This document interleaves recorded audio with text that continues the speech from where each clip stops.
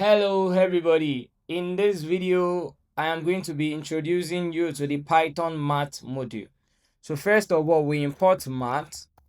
So this is a module in Python. In coming videos I'm going to explain and show you what a module is, but look at what it does. So Python math module provides access to mathematical functions and some constants. So some of the functions that we do in our everyday mathematics and some constants, this math module provides us with some of them. So let's look at this in action. So first of all, let's look at this. For example, look at this, -8, for example. Look at this. So we can get the absolute. So I've not printed this, so let me print this.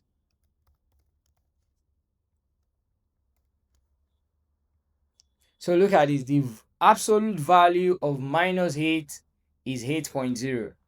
So this is good. So we can also look at some other ones. So we can look at math.par, provides us with the par function. So takes two arguments. So 4 raised to power 2 is 16. You can see this returns x double asterisk y. So that is x to the power of y. So 4 to the power of 2, we have 16.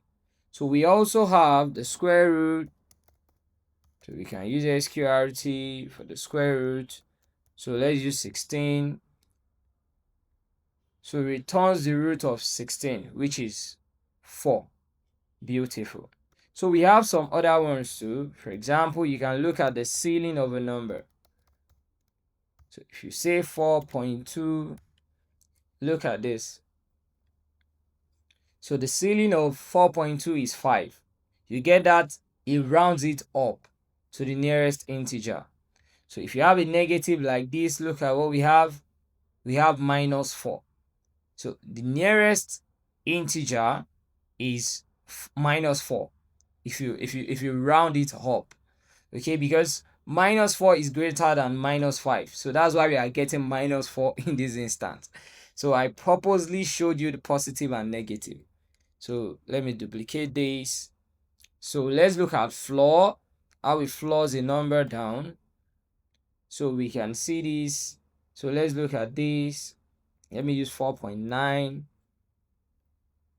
So look at what we have. So let me comment this one out. Let me comment these ones out. We no longer need them for now.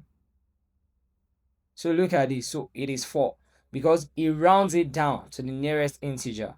So that's why we have 4. So it rounds 4.9 down. Okay, you can always read the functions like this. Look at this. Return the floor of x as an integral.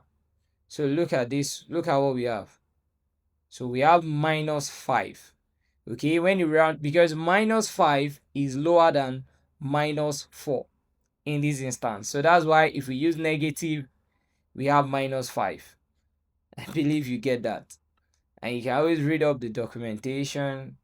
So look at this. We have trunc. So let's see this. What this does basically is that it just chops off the decimal point. So whatever you have, negative, positive, it chops off the decimal point. That's the simplest explanation I can give this. So we have 9. Okay, so we have 9. So we also have some other ones. Let's look at some other ones.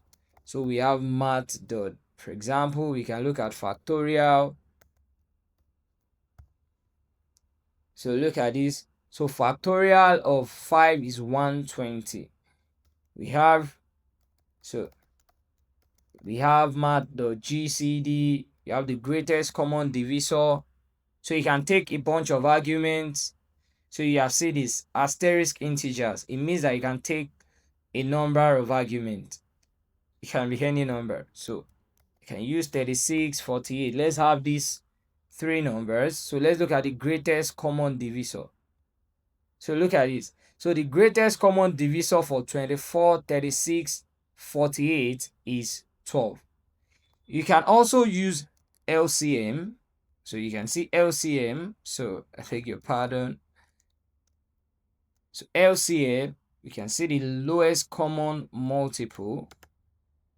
So LCM, lowest common multiple, so is 144. So the lowest common multiple for these numbers is 144. That is beautiful. There are some other things we can do. We can look at your permutation and combination in mathematics.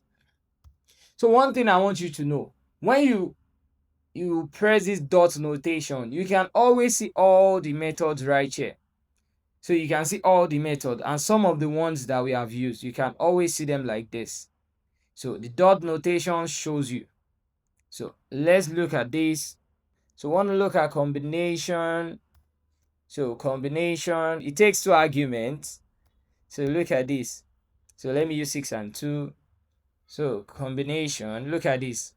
So let's read what it says.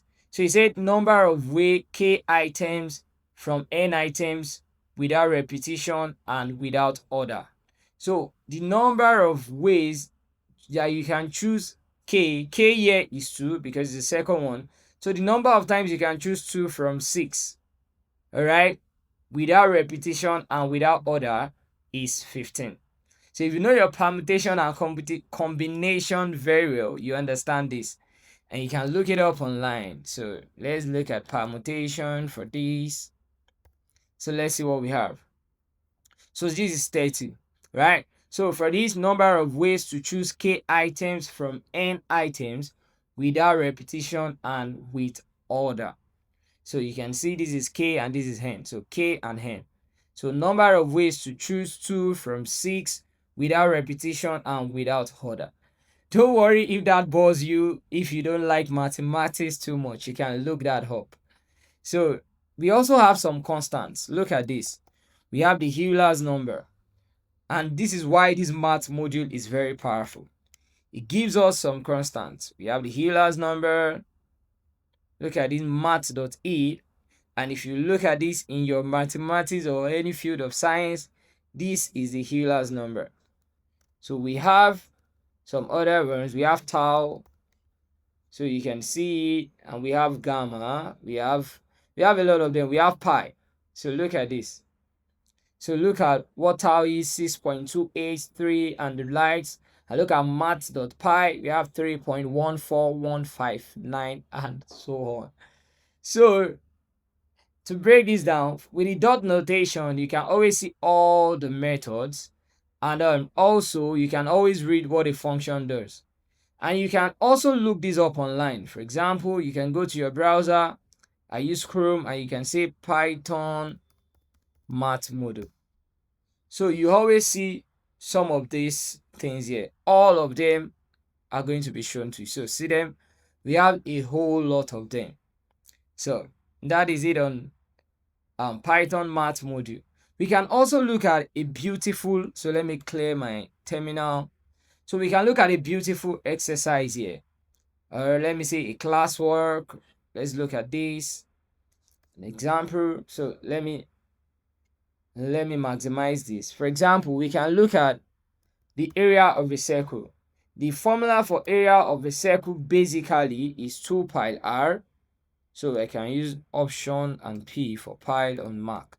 Don't know what it is on Windows, but don't worry about that. You don't have to do the pi sign. So let's look at how we can do this. We want to use one of the constants. For example, so let's use pi. So because it is 2 pi r, right? So we can give a variable radius. Let's say our radius is 5. So and then pi, we can use our math. So we have to import math. It's already imported. So math.pi. So we can give this a variable pi. Beautiful. And then we can now say area equals to 2 multiplied by pi multiplied by r. So let's print area. So if you print area, look at what we have. This is beautiful. So if you do your calculations, 2 pi r, this is what is going to be your answer. But we can do a lot of things on this, right? We can make this very beautiful. Let's look at what we can do. For example, I can print a message like this. So I put this in a curly braces, you know how. So we can say the area of the circle. So we can always do it like this. We can print this message. It's 31 point whatever. So I can give it 2 decimal places. So our answer comes in 2 decimal points. Look at this. So I didn't put the F. Okay. So look at this. 31.42.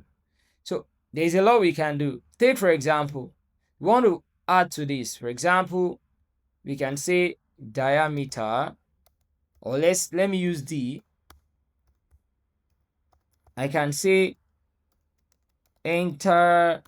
Okay, so I have to put, so input is to get data from the user. Enter the diameter of the circle.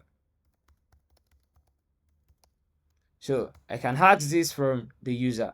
But remember, if I don't wrap this up with a hint, we are going to get an error, because by default, the input function expects a string. So we want to use an integer, so we use a hint. So let me give this a variable name that makes more sense. So I can say diameter radius, because this is a good practice. It's not always good to use RD and all that, because you can be working on a problem where the person does not have the domain knowledge. Do you understand? So let's change this to radius. So what do we want to do? So we get a diameter. Radius equals to diameter divided by 2. Alright, so I can write something like diameter divided by 2. So when I enter the diameter, here the radius divides this diameter by 2, and then this formula gets applied. For example, let me comment this one out first. See what I'm talking about. So I can print something like this. So we can say radius. So I want you to get this. So I can say radius. So radius. So let me print radius. So look at this. Okay, so let me enter 5. So we have 2.5. All right, because 5 divided by 2 is 2.5. So with this, we can get the radius. So I'm just trying to break this down for you. So let me comment this one out. So let me take this out. Okay. So now, if we now work on our exercise, so if I enter 5, so this is nice, right? So the area of the circle is 15.57. So if you go ahead and use your calculator or do your calculations, you are going to get this answer. So this is how you can use some of the built-in math function. So in this example, or in this classwork, we have looked at the pi constant. We've used it in our example. So that is how you can use the math module in practice.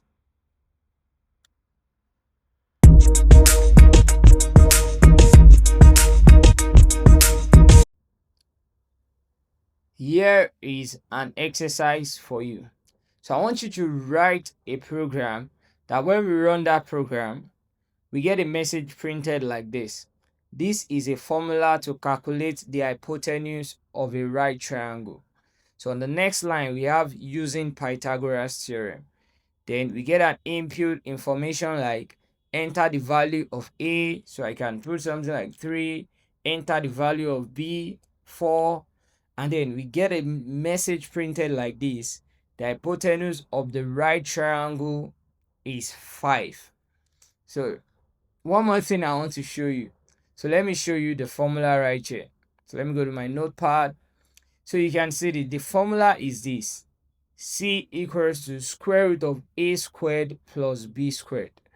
So if you are familiar with this formula in mathematics, you understand this. But even though you are not, you can be able to do this exercise. This is a very simple exercise. So pause this video, take 2 to 3 minutes and try out this exercise, and come back, see my solution. So here is my solution. So first of all, we say we want to print a message. We want to say, okay, so let me let me maximize this. We want to say this is a formula to calculate the hypotenuse of a right triangle. So on the next line, you want to print using, okay, so I need to use my code using Pythagoras theorem.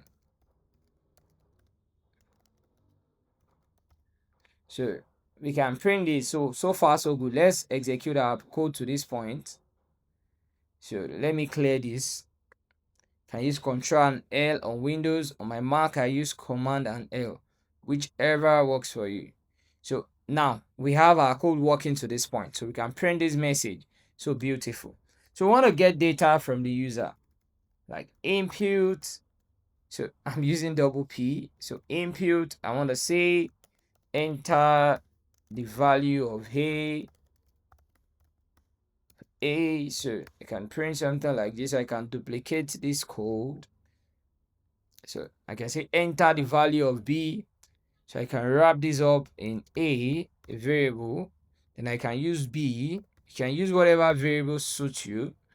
So I can print this. So far so good. So I can use 3, 4. Good. So this works. So now let's look at, so we want to get a message like this. First of all, this is what we want to do. We want to do a double asterisk because it's a squared plus b squared. That's what we want to do. And you know that this is to the power. Double asterisk is to the power of this. So, but we want to wrap this up with a square root. So we can use math.sqrt. So, but we need to import our math module. So that's why we have this. So you import your math module. So now this is not underlined again. So then I can print this. So let me print C.